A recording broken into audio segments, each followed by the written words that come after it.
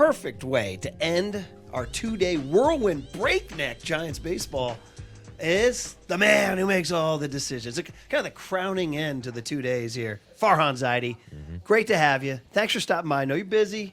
KNBR loves it. Fans love it. Marcus and I love it. Good morning. Yeah, morning, Farhan. Thanks a lot. Very, very humbled by that introduction. No pressure. Which part humbled you? You are making the decisions, aren't you? Yeah, that part's true. But the fact that it's a great, I know you guys have done a lot of great interviewing here and talked to a lot of people. So pressure's on to live up to the that. president of baseball ops is here, man. So we got like 10 million questions to squeeze into this brief window here. But first and foremost, let's go big picture. How is this spring? Every spring's different in some way. How is this one different than the past? I think one big theme for us this spring is giving opportunities to young players, allowing them to take a step forward. And, you know, it's exciting. You put these guys in a position and you say sink or swim. And sometimes they sink, you know. I mean, that's going to have to be something that we're prepared for. But, you know, there's a lot of guys in this camp who've been in the organization for a while, worked their way up the ladder, and it's really time to give them an opportunity. And there's always risk with young players, but there's a kind of palpable excitement in the air to see what they can do. And I know a big storyline that we've been talking about a lot over the last couple of days with Bob Melvin, Matt Williams, Brian Price is the balance between analytics and some of that old school baseball mentality that those guys played with. So how do you think that balance is going to be heading into this season? Yeah, I mean, you know, it's funny. Sometimes I feel like I'm still a newbie in baseball, but this is going to be my 20th year in front office. So when, you know, people talk about new school, I'm like, well, how long after you work in baseball are you, you know, not new school or old school, but just kind of somebody doing the job? So, you know, I think there's a lot of people in this environment that feel this way where, you know, we try to be really collaborative in what we do. And you're right. I mean, we brought in guys like Bob and Matt Williams and Brian Price, who at least have that kind of reputation of being old school. But I think they've been really excited about some of the different tools we have, the different perspectives we have. There's been a lot of good conversation. And I think for some of our younger people who've kind of come up in the game, you know, through the ladder on the analytics side, just being exposed to them and their experience is going to help a lot. I mean, I was thinking the other day, you know, last couple of years, I'm 47 now, and there were a lot of times we'd have meetings, and I'd be like, "I'm the oldest dude in this room. Yeah. That's not right."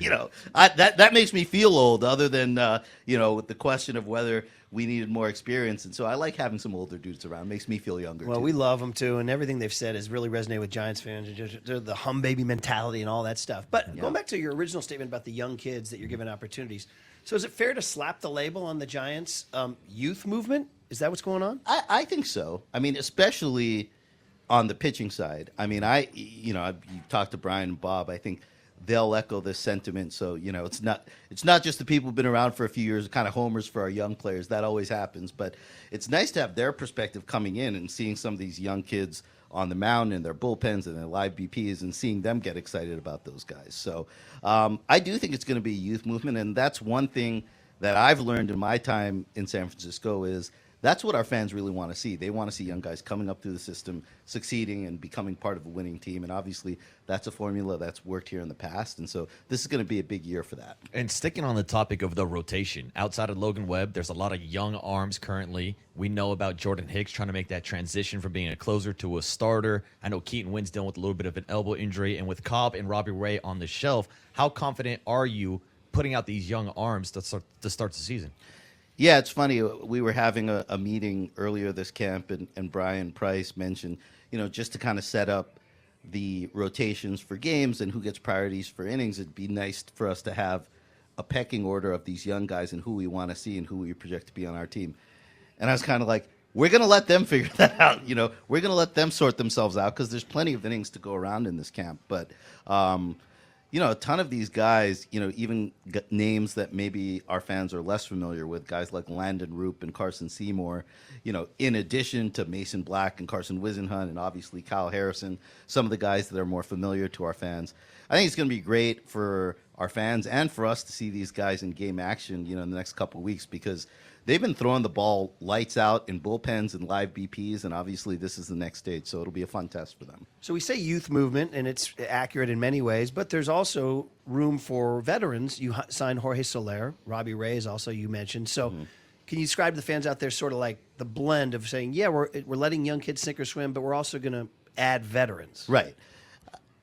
Absolutely. And I think that's where we're, going to continue to try to create some insurance policies, some safety nets. I mean, one position where we're very young is at shortstop, obviously. We've got Luciano. We're certainly hoping he takes the ball and runs with it.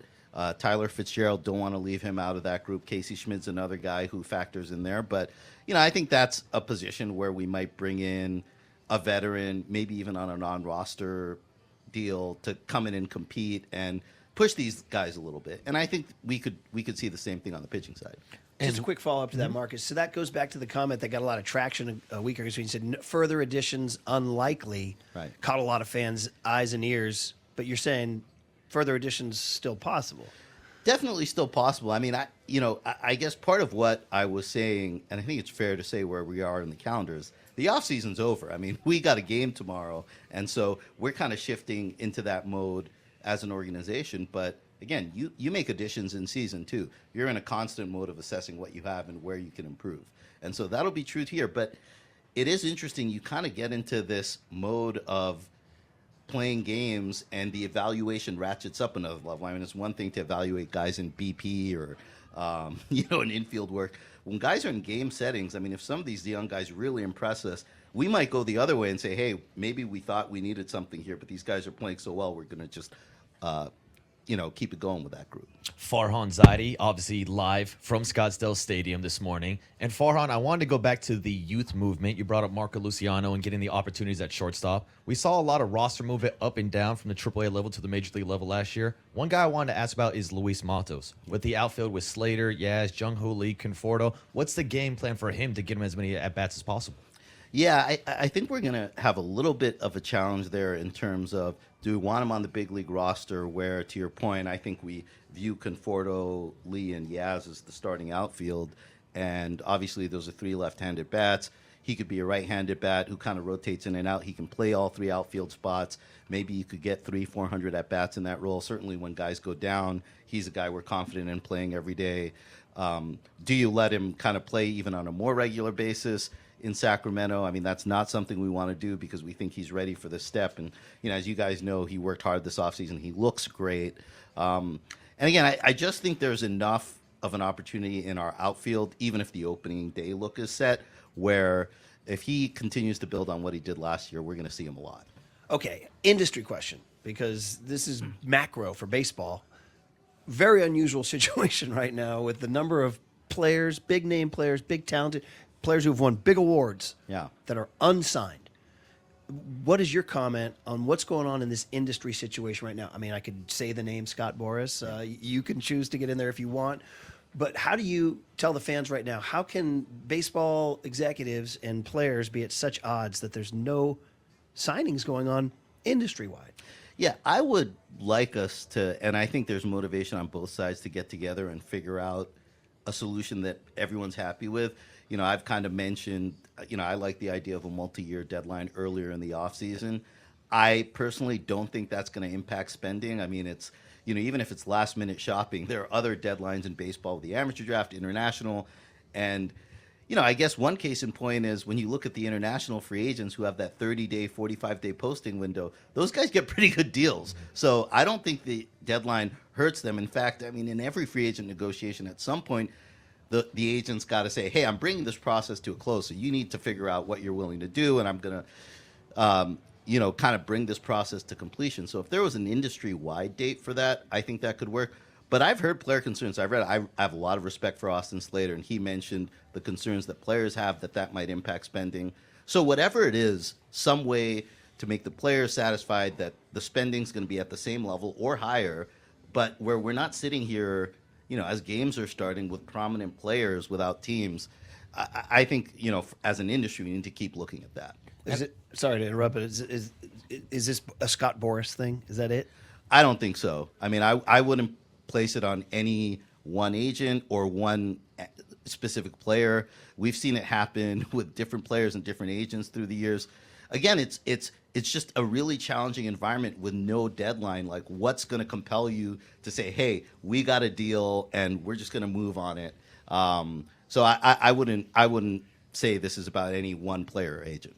And I wanted to follow up on those Austin Slater comments. We had him on the show yesterday, and he talked about what it's like living actually in the city. And of course, you've heard the storylines about free agency and how much the city of San Francisco impacts some of those decisions. It was great to hear Austin Slater's perspective, but from your perspective, how much of an impact does that have when you are recruiting these free agents?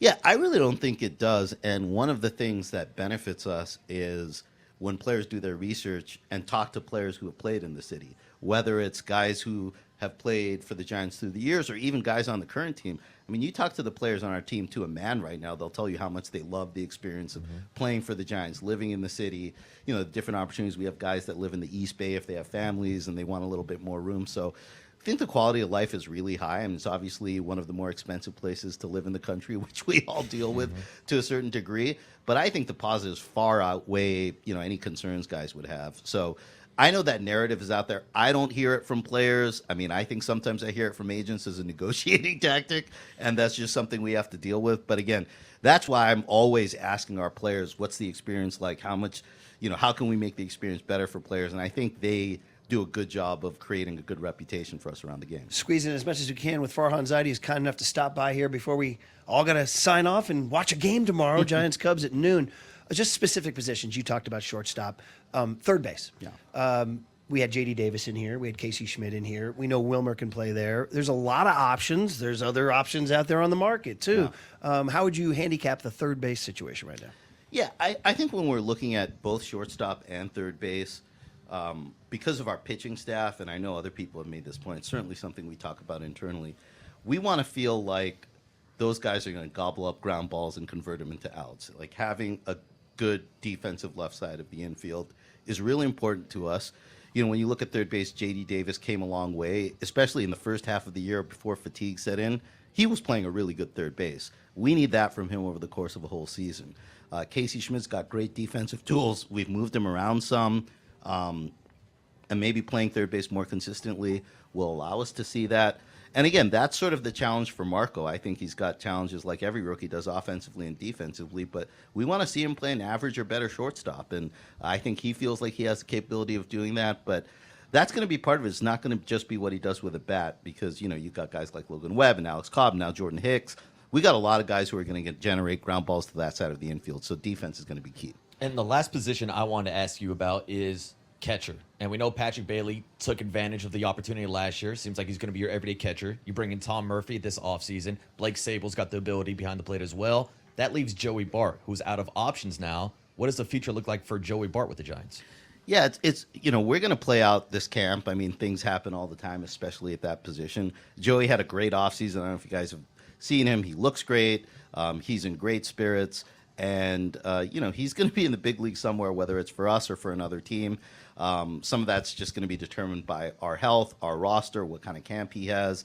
But I think in some ways it's kind of liberating for him to know I'm out of options and, you know, I'm going to have the issue forced for the Giants or for some other team to pick me up and carry me. So, I think he's enjoyed his time with the organization, and I think highly of Joey. And you're right, we have a lot of depth at that position, so we'll just have to see how it plays out. All right, before I let you go, so how would you identify this team the way it's changed from last year? So we know Soler has been added. We know Jung-Hoo Lee has been added. We know Jordan Hicks, and then eventually Robbie Ray have been added, Tom Murphy. A lot of the guys are the same. The manager's new. The coaching staff's new. So if you're saying to Giants fans, hey, here's why we're not going to be 79 and 83 this year, what's the biggest difference? I think it's just going to be an exciting brand of baseball. You've got a guy in Jung-Hoo Lee who's obviously generated a lot of excitement. Soler is one of the biggest power hitters in the game. I think there's, you know, and again, I understand that there's been the concern and the critique that the team's gotten a little stale. And again, when you finish around 500 2 years in a row, it's not going to be, you know, jumping off the page at you. So we've got to win. That's the most important thing. But I think between those guys, some of the young guys coming up, there's going to be a lot of fun storylines this season. All right, Farhan, we appreciate you stopping by, man. And hey, listen, we'll see it all play out. It starts tomorrow. That's right. Perfect. That's right. It's but exciting. your phone is on? Oh, yeah, the phone's on. Okay. The phone's on. Now that Pablo signed and I got room, the That's phone's right, we didn't on. even ask Yeah, I about was gonna that. say, how many total videos did Pablo send you? I don't know. You know, that was a joke, but not a 100% of his jokes. Did you So, feel jealous that he said he sent the same videos to Boch? I did a little bit. Because I thought those were just for me. But I gotta just accept that. All right, it's Awesome. baseball season. That's Thank it. you, Farhan.